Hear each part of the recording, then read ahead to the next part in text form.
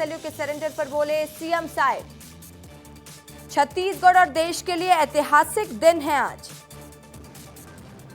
जगदलपुर में 210 नक्सलियों ने सरेंडर किया है और आज के दिन को ऐतिहासिक बताया सीएम विष्णुदेव साय ने।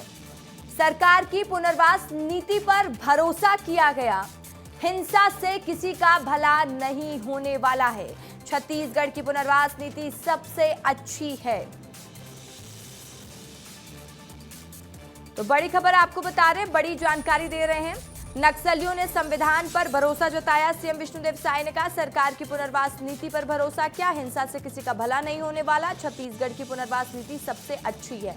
तो वहीं देखिए, डिप्टी सीएम विजय शर्मा ने भी बड़ी घोषणा कर दी है। बड़ी जानकारी है। बस्तर का उत्तर पश्चिम क्षेत्र नक्सल मुक्त। डिप्टी सीएम विजय शर्मा ने कहा मार डिवीजन की पूरी कमेटी ने सरेंडर किया। सीएम साय के नेतृत्व में आज बड़ी सफलता मिली। बहुत जल्द और ऐसे ही सरेंडर देखने को मिलेंगे। जल्द बड़े नक्सली और सरेंडर करेंगे, विजय शर्मा ने कहा। तो इस वक्त की बड़ी जानकारी आपको दे रहे हैं, बड़ी खबर बता रहे हैं, जहां पर डिप्टी सीएम विजय शर्मा ने बड़ी घोषणा की है। बस्तर का उत्तर पश्चिम क्षेत्र नक्सल मुक्त। मार डिवीजन की पूरी कमेटी ने सरेंडर किया। सीएम साय के नेतृत्व में आज बड़ी सफलता मिली। बहुत जल्द और ऐसे ही सरेंडर देखने को मिलेंगे। जल्द बड़े नक्सली और सरेंडर करेंगे।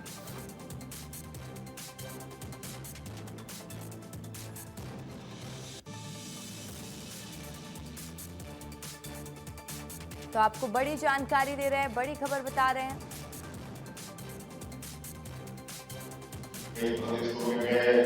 वहाँ की जो पुनर्वास नीति थी उसका अध्ययन किए और एक अच्छा से अच्छा पुनर्वास नीति हम लोग बनाए और आह्वान भी किए हमारे भाइयों से, भटके हुए भाइयों से कि आप लोग हिंसा का रास्ता छोड़िए।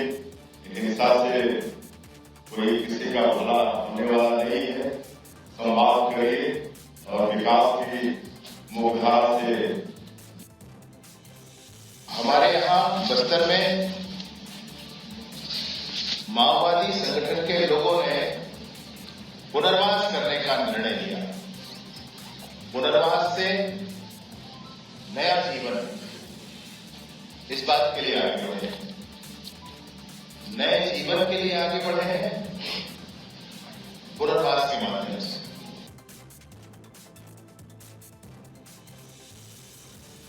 तो देखिए, लाल आतंक का टूटा ख्वाब। और अभी आप सुन रहे थे सीएम साय को, उन्होंने कहा है कि हथियार से किसी का कुछ हुआ नहीं है। और आज देश के लिए ऐतिहासिक दिन है जब इतनी बड़ी संख्या में नक्सलियों ने सरेंडर किया है। और देखिए, हमारे संवाददाता भी इस वक्त वहां पर मौजूद हैं। शहनवाज सीधे लाइव जुड़ चुके हैं। शहनवाज, अपडेट दीजिएगा, ताजा अपडेट क्या है? क्योंकि अभी हम सीएम विष्णुदेव साय का प्रेस कॉन्फ्रेंस भी सुन रहे थे। उन्होंने साफ कहा कि आज का दिन ऐतिहासिक दिन है।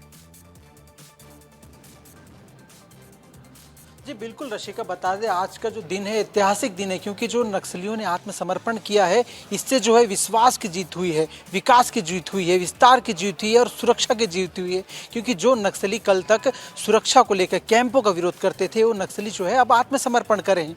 जो नक्सली कल तक विकास का विरोध करते थे, वो नक्सलियों ने अब आत्मसमर्पण किया है। और साथ ही जिस बंदूक के दहशत पर वो बस्तर को अंधेरे में रखे थे, उन बंदूकों के साथ जो है रशिका उन्होंने आत्मसमर्पण किया है। और इस वक्त मैं उसी कार्यक्रम स्थल पर खड़ा हूं जिस कार्यक्रम स्थल पर नक्सलियों ने अपने हाथों में गुलाब फूल के साथ जो है संविधान का किताब थामा था। उसी जगह पे मौजूद हूं और मेरे पीछे जो सफेद कपड़े में लपेटे हुए आप देख रहे हैं वो बंदूक है। हो सकता है कि प्रदेश के जो मुख्यमंत्री है विष्णुदेव साय, प्रदेश के जो गृह मंत्री हैं विजय शर्मा, वो यहाँ पर आएंगे, क्योंकि यहाँ पे जो है बस्तर के पारंपरिक जो माझी और चालकी है वो भी यहीं पे मौजूद है। वो आएंगे और आके जो है। ठीक है शहनवाज, लौटेंगे आपके पास। इस वक्त डिप्टी सीएम विजय शर्मा कुछ बोल रहे हैं, सुन लीजिए। कि ये पुनर्वास है, पुनर्वास से नवा जीवन है। ये और कोई शब्द, कोई आत्मसमर्पण, सरेंडर ऐसा बिल्कुल नहीं है अभी। और इसके लिए जिन जिन लोगों ने, विशेष रूप से जो सतीश जी, उन्होंने बहुत परिश्रम करके सारे ही लोगों को कन्विंस करके और जनता के बीच में काम करते हुए, पुनः जनता के बीच में इस ढंग से काम करके सशस्त्र नक्सलिज्म को छोड़ करके और डेमोक्रेटिक वैल्यूज़ के साथ, लोकतांत्रिक मूल्यों के साथ काम करने का निर्णय किया है। इसका हृदय से माननीय मुख्यमंत्री जी ने स्वागत किया है, केंद्रीय नेतृत्व ने भी स्वागत किया है। माननीय अमित शाह जी ने सबको बधाइयाँ दी हैं और ये कहा है कि बस्तर को लाल आतंक से मुक्त करने के लिए ये मील का पत्थर आज की ये घटना साबित होगी। सर ऐसा कोई काम ना करे जिससे विस्थापन बस्तर में हो, ऐसा उनका कहना है, वरना दोबारा ऐसे संघर्ष की स्थिति निर्मित हो। ये लोकतंत्र है, यहाँ माओवाद की सरकार जैसी चीन में है वैसा नहीं है। यहाँ पर तो सिंगूर में भी जब पंचायत की अनुमति नहीं होती है तो टाटा को भी भागना पड़ता है। ये लोकतंत्र है भाई, जो कुछ होगा सबको बात करके होगा, ऐसे कुछ नहीं होता है यहाँ पर। आपको भी ध्यान है, सबको ध्यान है। सर ऐसी बात निकल सामने आ रही कि हिरमा भी जल्द सरेंडर करने चर्चा चल रही है। आपसे निवेदन पूर्वक मैं कहना चाहता हूँ कि ये जो शब्द आपने फिर से उपयोग किया वो आपको नहीं करना चाहिए। सरकार के प्रति बड़ी स्पष्टता है इस बात को लेकर सरकार के मन में कि ये पुनर्वास है, भी लोग वापस आ रहे हैं, नए जीवन के प्रारंभ के लिए वापस आ रहे हैं और इसके लिए जो भी आते हैं उनका स्वागत है। लाल कालीन बिछाकर हम उनका स्वागत करते हैं। तो हिरमा से चर्चा चल रही है। जो भी वापस आना चाहते हैं उनका स्वागत है। जिनके हाथ में हथियार रहते थे अब उनके हाथ में आज संविधान और गुलाब का फूल देखने आप सोचें भला, ये कितनी बड़ी बात है, ये कितना सुखद अनुभव है कि जिनके हाथ में हथियार हुआ करते थे आज उनके हाथ में संविधान की किताब है। आज वो संविधान की रक्षा करने के लिए प्रतिबद्ध हुए हैं, अपने समाज के, परिवार के, क्षेत्र के विकास के लिए आज वो आगे बढ़ रहे हैं, शांतिपूर्ण ढंग से आगे बढ़ रहे हैं। बड़ी संख्या में हथियारों का जखीरा वापस आया है, अब खून नहीं बहेगा बस्तर में। इस भाव के साथ ये लोग आगे बढ़ रहे हैं, इनका हृदय से स्वागत है, हृदय से अभिनंदन है। बहुत सही समय में बहुत बड़ा निर्णय इन लोगों ने किया है। एक भी प्रकरण आज तक बस्तर की भोली भाली जनता का आप नहीं पाएंगे जिन्होंने पुनर्वास कर लिया हो और वापस उस काम को किया हो। ये कहीं और किसी इंसर्जेंसी में होता हो। मैं आपसे कम समय से ही लेकिन देख रहा हूँ, लेकिन मैंने पूरी पुरानी बातें जो पता की, एक भी प्रकरण आज तक नहीं हुआ। तो संशय का कहीं कोई द्वार ही नहीं है। ये पूर्ण मनोभाव के साथ ये लोग काम कर रहे हैं, ये बहुत अच्छी बात है। इन्होंने सैकड़ों जानें बचा ली। मैं हृदय से प्रसन्नता इसलिए व्यक्त कर रहा हूँ, इन्होंने सैकड़ों जानें बचा ली।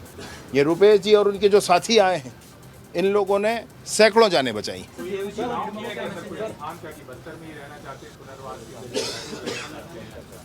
काफ़ी बातें इसमें समझ में आती हैं।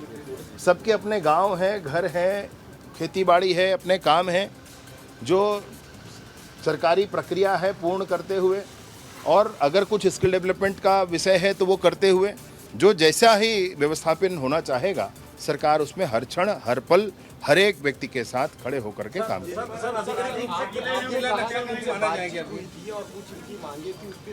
मैंने कहा सूचना जो भी आई थी, जो भी सूचना आई थी उस सूचना के आधार पर निर्णय करके बताया गया था।